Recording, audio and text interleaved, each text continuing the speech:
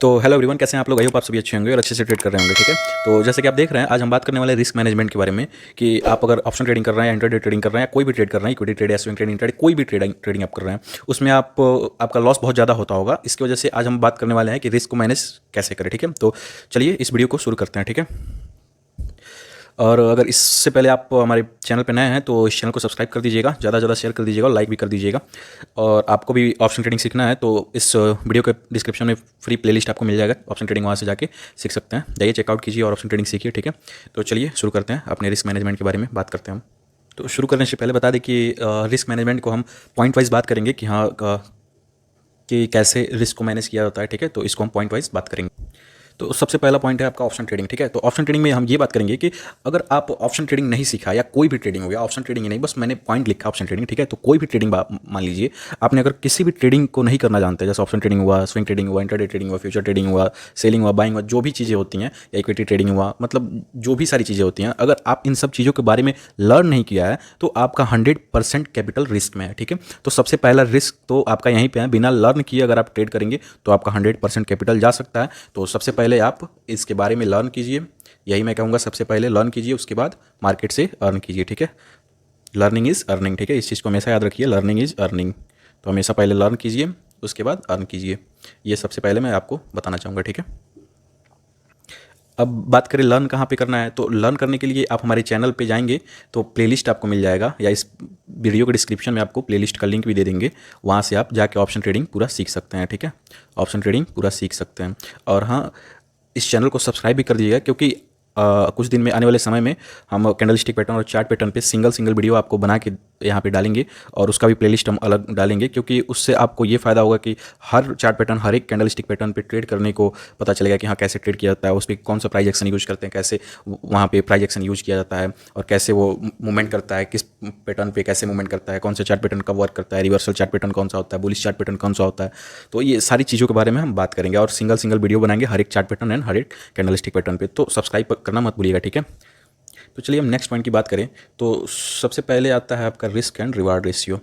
Risk and reward ratio, ये आप नाम सुने होंगे, ठीक है, और कई लोग जानते भी होंगे, तो इसको मैं सबसे पहले रखा हूँ। सबसे पहले इसके बारे में बात करूँ, रिस्क एंड रिवार्ड रेशियो के बारे में। तो अगर आप ट्रेड करने आ रहे हैं, ठीक है, अगर आप मार्केट में उतर रहे हैं ट्रेड करने के लिए, तो सबसे पहले अपना रिस्क और अपना रिवार्ड कैलकुलेट करके रख लेना है मार्केट में, क्योंकि ये बिना कैलकुलेट किए अगर मार्केट में आ रहे हैं ना, तो आपका कैपिटल खतरे में है। ठीक है, वहाँ पे बहुत बड़ा डेंट लग सकता है। इसलिए सबसे पहले अपना क्या करें, रिस्क को मैनेज करें और रिवार्ड को भी बनाए। ठीक है, कि कितना रिस्क ले सकते हैं एक दिन में और कितना रिवार्ड ले सकते हैं। हो सके तो आप मंथली भी रिस्क को कैलकुलेट करें, और वीकली भी, और डेली भी।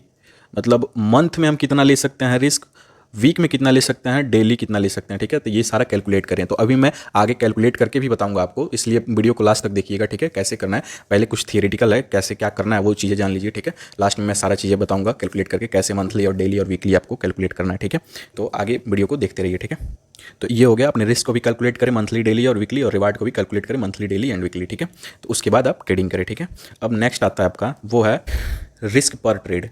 रिस्क पर ट्रेड मतलब अगर एक दिन में जितना ट्रेड करते हैं ना, उसका कैलकुलेशन हमेशा रखिए। एक दिन में आप जितना ट्रेड करते हैं उसका कैलकुलेशन आप हमेशा बना के रखिए, कि एक दिन में हम जो ट्रेड कर रहे हैं, जितना भी ट्रेड करें, 4 या 5 या 2 या 3 जो भी ट्रेड कर रहे हैं, उसमें पर ट्रेड का रिस्क कितना होना चाहिए वो हमेशा आप कैलकुलेट करके रखिए, तभी आप रिस्क को मैनेज कर पाएंगे। ठीक है, तो वीडियो पर बने रहिएगा, लास्ट में मैं आपको बताऊंगा कैसे रिस्क को मैनेज कैलकुलेट करना है, वो सारी चीज़ें सिखाऊंगा। ठीक है, अगर आप 5,000 या 10,000 से ट्रेडिंग कर रहे हैं, ठीक है, तो मैं सारी चीज़ें बताऊंगा। अब नेक्स्ट पॉइंट है कि अगर आप शुरू में, मतलब बिगिनर्स हैं, आ रहे ट्रेड करने के लिए, शुरुआती, मतलब आपका शुरुआती चरण है, आए हैं शुरू में ट्रेड करने मार्केट में, नया नया सीखे हुए हैं, तो आपको करना क्या है, स्कैल्पिंग से बचना है। स्कैल्पिंग से बचना है। स्कैल्पिंग तो आपको इनिशियल फेज में आपको करना नहीं है। ठीक है, अगर शुरुआती दौर में आप हैं ट्रेडिंग में, तो आपको स्कैल्पिंग नहीं करना है। ठीक है, क्योंकि स्कैल्पिंग में प्रॉफिट भी हो सकता है, लॉस भी हो सकता है। ठीक है, प्रॉफिट भी ज़्यादा हो सकता है, लॉस भी उससे ज़्यादा हो सकता है। ठीक है ना, तो स्कैल्पिंग से आप बचिए, हमेशा पोजिशनल ट्रेडिंग करने का सोचिए, और छोटा प्रॉफिट छोटा लॉस लेके निकलने का मतलब सोचिए यहाँ पे। ठीक है, ये हमेशा याद रखिए, क्योंकि आप शुरू में आप ट्रेड कर रहे हैं, शुरुआती फेज है आपका। ठीक है, बिगिनर्स हैं आप, इसलिए हमेशा स्कैल्पिंग को अवॉइड कीजिए। ठीक है ना, क्योंकि स्कैल्पिंग में ये होता है ना, यहाँ पे रिस्क को मैनेज नहीं कर पाएंगे स्कैल्पिंग में। वहाँ पे कैंडल वाइज आपको जितना फास्ट इंटर करना रहता है उतना फास्ट निकलना भी रहता है, तो यहाँ पे रिस्क को मैनेज नहीं कर पाते स्कैल्पिंग में, ये भी होता है। इसकी वजह से स्कैल्पिंग को अवॉइड ही कीजिए, उससे सबसे ज़्यादा बेहतर है। ठीक है, और अगला आता है कि आप एक दिन में प्रॉफिट कितना बनाना चाहेंगे, मतलब एक दिन में आप प्रॉफिट कितना लेना चाहेंगे, इसको भी कैलकुलेट करके रखिए। ठीक है, इसको भी जब कैलकुलेट करके रखेंगे ना, एक दिन में कितना प्रॉफिट चाहिए, तो ट्रेड करने में आपको आसानी होगी, क्योंकि आपका कैलकुलेशन जितना रहेगा वो आपको मिलते ही क्या कर जाएंगे, मार्केट से एग्जिट कर जाएंगे। ठीक है, तो हमेशा इसको भी कैलकुलेट करके रखिए कि प्रॉफिट आप एक दिन में कितना प्रॉफिट ले सकते हैं। ठीक है, अब अपने लॉट साइज़ के हिसाब से, क्वांटिटी के हिसाब से प्रॉफिट को भी कैलकुलेट कीजिए। ठीक है, और अपने रिस्क के हिसाब से वहाँ पे कैलकुलेट कीजिए इसको भी। ठीक है, अब नेक्स्ट आता है कि एवरेजिंग करने से बचिए।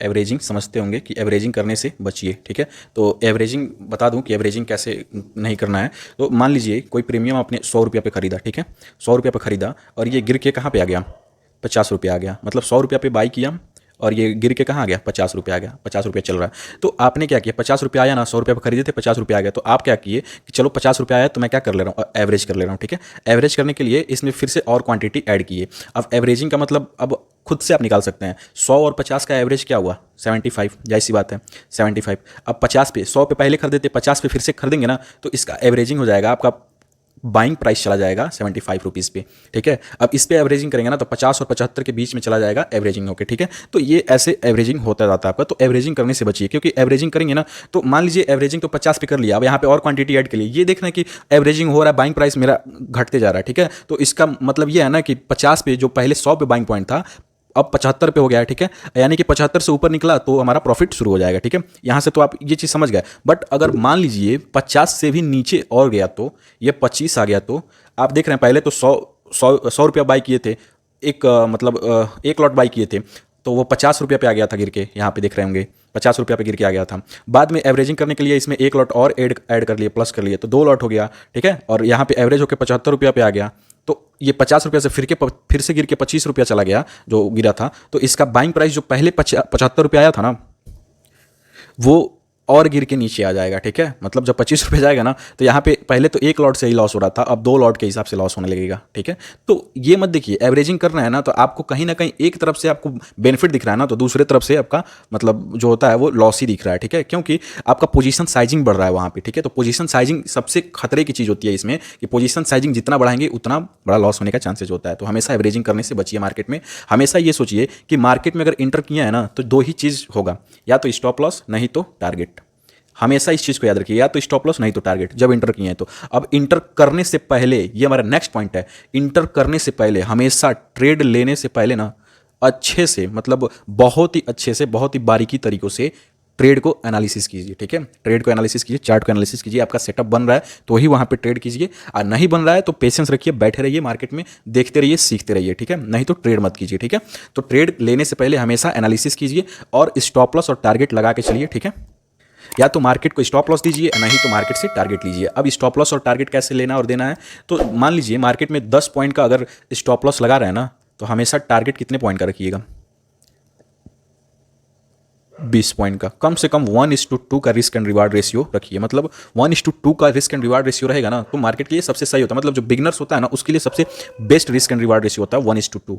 1:2 लगा के रखेंगे, तो अगर 10 पॉइंट का ऐसे लगाए ना, तो आपको 20 पॉइंट मिल जाएगा। अगर कहीं ना कहीं अगर 10 रुपये का भी ऐसे लगाए ना, 10 रुपये अगर जा रहा है, मार्केट को देना चाह रहे हैं, तो वहाँ पे 20 रुपया लेके निकलना सोचिए। ठीक है, तो हमेशा 1:2 या 1:3, मतलब ऐसे आपको लगा के रखना है स्टॉप लॉस और टारगेट। इस चीज़ को समझ लिए, तो चलिए आगे बढ़ते हैं। ठीक है, और अगर आप बिगिनर्स हैं, आपके पास कैपिटल नहीं है ना, तो हमेशा पेशेंस रखिए, वेट कीजिए कैपिटल का, कि मेरे पास कैपिटल होगा तभी ट्रेड करेंगे, नहीं तो नहीं करेंगे। ठीक है, और अपने पैसे से ट्रेड कीजिए, उस पैसे से ट्रेड कीजिए जिस पैसे का कहीं यूज नहीं है, वो आपका पैसा हो, उसको कहीं देना नहीं है हमेशा। ठीक है, क्योंकि उस पैसे को अगर आप लॉस भी कर दे रहे हैं ना, तो कोई दिक्कत नहीं होगा। ठीक है ना, और कभी भी लोन लेके ट्रेड मत कीजिए। लोन लेके ट्रेड करेंगे तो कहीं ना कहीं वो आपका क्या होगा, लाइबिलिटी होगा, पे करना पड़ेगा उसको आपको। तो ठीक है, लोन लेके कभी भी ट्रेड मत कीजिए। ठीक है, इस चीज़ का ध्यान रखिए, हमेशा अपने पैसे से ट्रेड कीजिए। मतलब ऐसा समझिए कि मेरा पैसा है और इससे हम ट्रेड करेंगे तो इन फ्यूचर मेरे को कोई दिक्कत परेशानी नहीं होगी, अगर लॉस भी हो जा रहा है तो। ठीक है, तो ऐसे पैसे से हमेशा ट्रेड करने की कोशिश कीजिए। लोन को अवॉइड कीजिए कि लोन लेके हमको ट्रेड करना है। ठीक है, और कभी भी आप बिना सीखे ट्रेड मत कीजिएगा, हमेशा सीख के ही ट्रेड कीजिएगा, क्योंकि सीख के ट्रेड करेंगे तो वो आपके लिए बेनिफिशियल होगा। सीख के ट्रेड करना आपके लिए सबसे बेहतर होगा। तो पहले ट्रेड करने से पहले सीखने पे ध्यान दीजिए, तो सबसे अच्छा आप सीख के ट्रेड करें, वही आपके लिए बेटर होगा। ठीक है, तो आई होप आप सभी को इतनी सारी चीज़ें समझ में आ चुकी होगी। अब चलिए हम आपको कैपिटल वाइज बता देते हैं कि अगर आपका कैपिटल कितना हो और आपको रिस्क कितना लेना चाहिए, तो एक दिन का रिस्क और वीकली रिस्क और डेली रिस्क कैसे मतलब वहाँ पे कैलकुलेट किया जाए। ठीक है, तो मान लीजिए आपका कैपिटल कितना है, कैपिटल आपका जो है वो है कितना, 50,000, ठीक है। 50,000 आपका क्या है, कैपिटल है, ठीक है। और आपका रिस्क इसमें से आप लेना चाहते हैं कितना, मंथली रिस्क, ये जो मंथली रिस्क आप लेना चाहते हैं, मैं मंथली रिस्क बता रहा हूँ, ठीक है। मंथली रिस्क आप लेना चाहते हैं वो है कितना, 5,000, ठीक है। मंथली रिस्क आपका कितना है, 5,000। मतलब ये है कि आप पूरे मंथ का जो रिस्क है ना, मतलब पूरे मंथ में आपका जो है रिस्क वो 5,000 रुपये का है, ठीक है। मतलब पूरे मंथ में आप 5,000 रुपया लॉस कर लेंगे तो कोई आपको दिक्कत परेशानी नहीं होगी, ठीक है। आपको कोई मतलब 5,000 रुपया जीरो भी हो जाएगा पूरे मंथ में तो कोई आपको परेशानी नहीं होगा, ठीक है। तो पूरे मंथ का जो आपका रिस्क है वो है 5,000 रुपया, ठीक है। तो अब इसको डेली बेसिस पे कैसे देखें, डेली बेसिस, अब आप देखिए पूरे मंथ में ना 20 डे ट्रेडिंग डे होता है, 20 ट्रेडिंग डे होता है, ठीक है। ये आपको हमेशा याद रहना चाहिए, 20 ट्रेडिंग डे होता है, ठीक है। तो आपको डेली रिस्क निकालने के लिए 5,000/20 से इसको डिवाइड करेंगे तो ये आपका आ जाएगा 250। मतलब जो डेली का रिस्क होगा ना, इसको नोट कर लीजिएगा जैसे मैं आपको बता रहा हूँ, ठीक है। जो डेली का रिस्क होगा, डेली का रिस्क होगा वो 250 रुपया होगा, ठीक है।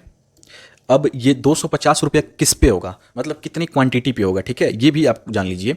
अब ये डेली रिस्क आपको पता चल गया, तो डेली रिस्क आपको पता चल गया तो यहाँ से वीकली भी आप निकाल सकते हैं, वीकली भी निकाल सकते हैं, वीकली रिस्क कितना होगा, ठीक है। तो 25 250 इंटू 7, ठीक है। वैसे एक वीक में तो 5 डेज ही ट्रेडिंग का होता है, 5 डेज ही होता है ट्रेडिंग का, तो ये भी निकाल लीजिए। ये हो जाएगा 1250 आपका वीकली रिस्क। तो ये वीकली रिस्क आपका निकल के आ जाएगा 1250, ठीक है। अब ये जो डेली, वैसे तो वीकली तो आप देखेंगे नहीं, मंथली पता चल गया, वीकली पता चल गया, डेली पता चल गया। तो आप ट्रेड डेली करते हैं तो डेली के हिसाब से आ जाइए, हम उसको भी बता देते हैं। तो डेली रिस्क आपका कितना था, 250 रुपया, ठीक है। अब 250 रुपया कितनी क्वांटिटी पे आपको करना है, ठीक है। तो ये डिपेंड करता है ना कि आपका स्टॉप लॉस कितना दे रहे हैं, ठीक है, मार्केट को। अब मान लीजिए सबसे छोटा स्टॉप लॉस, मान लीजिए आप मार्केट को स्टॉप लॉस दे रहे हैं, मार्केट एसएल आप दे रहे हैं 5 पॉइंट, 5 पॉइंट का स्टॉप लॉस दे रहा है ना, तो उससे डिवाइड कर दीजिए अपने रिस्क को। तो daily risk upon stop loss, ठीक है। तो ये तुम्हारा आपका हो जाएगा 250/5, ये आ जाएगा मेरा 50 क्वांटिटी। तो ये जो निकल के आएगा ना, ये हमारा क्या निकल के आएगा, क्वांटिटी, मतलब कितने क्वांटिटी से ट्रेड करना है, ठीक है। तो ये मेरा निकल के आएगा 50 क्वांटिटी, ठीक है। ये मेरा 50 क्वांटिटी निकल के आ जाएगा, ठीक है। मतलब अगर आप 50 क्वांटिटी से आप ट्रेड कर रहे हैं ना, मतलब निफ्टी का एक लॉट, मतलब निफ्टी के एक लॉट से आप ट्रेड कर रहे हैं और 5 पॉइंट का स्टॉप लॉस रख रहे हैं, तो एक दिन में आपका 250 का वहाँ पे स्टॉप लॉस बन रहा है, ठीक है, एक ट्रेड में। हमेशा इस चीज़ को याद रखिएगा, एक ट्रेड में 250 का स्टॉप लॉस बन रहा है। ये आपका रिस्क मैनेजमेंट हुआ। अब आपको बता रहा है कैसे 250 का स्टॉप लॉस बन रहा है। तो मान लीजिए 50 क्वांटिटी यहाँ पे खरीद लिया 100 रुपये पे, ठीक है, 100 रुपये का प्रीमियम पे 50 क्वांटिटी खरीद लिया, ये ठीक है। तो ये आपका आ जाएगा टोटल 5,000 रुपीज़, ठीक है। अब 100 रुपये पर खरीदा और 5 पॉइंट का स्टॉप लॉस गया, ठीक है। तो आप देखेंगे यहाँ पे 100 रुपये से ये घट के चला गया 95 रुपया, ठीक है, माइनस हुआ और 95 रुपया चला गया। तो ये मल्टीप्लाई यहाँ पे कितना से करेंगे, 50 × 95, तो आप देखेंगे इतना आएगा 4,750 रुपया, ठीक है। तो 4,750 रुपया, यानी कि यहाँ पे स्टॉप लॉस कितना गया, 250 रुपया। आया समझ में ये चीज़, आई होप आपको समझ में आ चुका होगा कैसे आपका स्टॉप लॉस कैलकुलेट करना है, ठीक है। ये एक ट्रेड की बात हुई है, ठीक है। अगर आपको दिन भर में एक ट्रेड ना करके आप 2 ट्रेड कर रहे हैं तो ठीक है, तो 2 ट्रेड कर रहे हैं ना, तो आपको क्या करना है, ये जो 250 रुपया है ना एक दिन का रिस्क आपका, इसमें 2 से डिवाइड कर दीजिए, तो ये आ जाएगा 125 रुपया, ठीक है। 125 रुपया, यानी कि एक ट्रेड में आप 125 रुपया देंगे मार्केट को, फिर से अगले नेक्स्ट ट्रेड में आप 125 रुपया देंगे मार्केट को, तो 2 ट्रेड में आपका मिला के क्या हो जाएगा, 250 रुपया आपका रिस्क वन डे का। तो अगर आप बिगनर्स हैं ना, इसको फॉलो करके आप अच्छे से ट्रेड कर सकते हैं, और ऐसे कैलकुलेट करेंगे तो बहुत अच्छे से आप रिस्क को मैनेज कर पाएंगे अपने कैपिटल के साथ। और हमेशा याद रखिए, अगर 5 पॉइंट का स्टॉप लॉस दे रहा है ना, आपका स्टॉप लॉस जो है, स्टॉप लॉस अगर 5 पॉइंट का है तो यहाँ पे कम से कम 10 पॉइंट या 20 पॉइंट का टारगेट लेके चलेंगे, मतलब 1:2, 1:3 या 1:4, ठीक है। तो जो भी वही आपका टारगेट है, ये आपका टारगेट है। 5 पॉइंट का स्टॉप लॉस दे रहा है ना, तो कम से कम तो आपको 1:2 का रिस्क एंड रिवार्ड रेशियो चलना है। तो जो आपका रिस्क है वो आपका हो जाएगा 5 पॉइंट और रिवार्ड जो आपका हो जाएगा वो हो जाएगा 10 पॉइंट, यानी कि 1:2 या 1:3 या 1:4। ठीक है, इस चीज़ को हमेशा फॉलो करके चलना है आपको। अगर आप 5 पॉइंट दे के 10 पॉइंट बुक कर ले रहे हैं ना रोज़ का, तो समझिए अगर 10 पॉइंट बुक कर रहे हैं ना रोज़ का 10 पॉइंट, तो आपका रोज़ का 500 रुपया बन रहा है। ठीक है, रोज़ का 500 रुपया बनने का मतलब ये है कि 500 इंटू 20 ट्रेडिंग डे में मल्टीप्लाई कीजिए, तो आपका ये 10,000 रुपीज़ आएगा। तो आपका 10,000 रुपीज़ तो ये कैलकुलेशन पे आ रहा है। ठीक है, बट इसमें लॉस को भी तो जो आपको ऐड करना है, तो लॉस को ऐड करने का मतलब मान लीजिए 20 डे में आप क्या किए, 20 डे में आप मान लीजिए 6 से 7 दिन लॉस किए और 12 से 13 दिन प्रॉफिट किए, तो कहीं ना कहीं आप प्रॉफिटेबल ही रहेंगे। ये हमेशा आप कैलकुलेट कर सकते हैं। ठीक है, मान लीजिए 10,000 का तो आपका कैलकुलेशन है, बट 7 दिन मान लीजिए क्या हुआ, लॉस हुआ 250-250 का, तो 250-250 का लॉस हुआ 7 डेज, तो देखिए कितना हो रहा है। तो 7 दिन लॉस करेंगे तो 1,750 रुपया जाएगा, और 13 दिन प्रॉफिट करेंगे, 10 पॉइंट अगर बुक कर रहे हैं तो 6500 रुपये आपका प्रॉफिट होगा। हमेशा ही देख लीजिए आपके सामने ये चीज़। तो इस चीज़ को फॉलो कीजिए, रिस्क मैनेजमेंट आपका अच्छा हो जाएगा, और अच्छे से ट्रेड कीजिए और सेफली ट्रेड कीजिए अपने रिस्क पे, और अच्छे से एनालिसिस करके ट्रेड कीजिए। अपना सेटअप बने तभी ट्रेड कीजिए, और बिना सीखे ट्रेड मत कीजिए। ठीक है, तो सीखना हो तो इस चैनल के डिस्क्रिप्शन या प्लेलिस्ट आपको मिल जाएगा, डिस्क्रिप्शन में जाइए, वहाँ पे चेकआउट कीजिए और अच्छे से ट्रेडिंग सीखिए। ठीक है, तो चलिए, आई होप आप सभी को ये चीज़ें अच्छी लगी होंगी कि रिस्क मैनेजमेंट कैसे करते हैं। तो चलिए आज के लिए बस इतना ही, और चैनल को सब्सक्राइब करना मत भूलिएगा। ठीक है, मिलते हैं हम नेक्स्ट वीडियो में, तब तक के लिए थैंक यू।